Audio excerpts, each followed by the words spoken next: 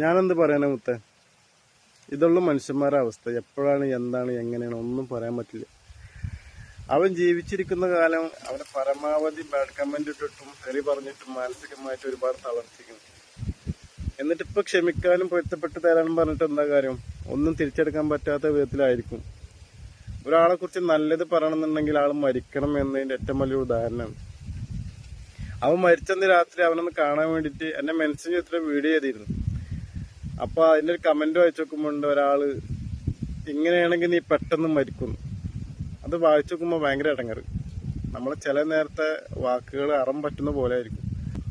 പിറ്റേന്ന് രാവിലെ നോക്കുമ്പോൾ ആ കമന്റ് ഇല്ല. അന്നുണ്ട് വേറൊരാൾ കമന്റ് ചെയ്തൊക്കെ, ഇവൻ മരിച്ചിട്ടും ഇവനെ കാണുമ്പോൾ ചിരി നിർത്താൻ പറ്റുന്നില്ല.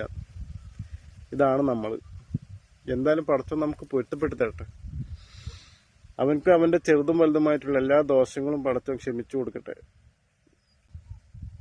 അവന്റെ മക്കൾക്കും വൈഫിനും ഉപ്പാക്കും ഉമ്മാക്കും അവന്റെ കൂട്ടുകാർക്കും അവന്റെ ബന്ധപ്പെട്ട എല്ലാവർക്കും അവനെ മറക്കാനും ക്ഷമിക്കാനുള്ള ഒരു കഴിവ് കൊടുക്കട്ടെ. എല്ലാവരും പ്രാർത്ഥന ഉൾപ്പെടുത്തവനെ.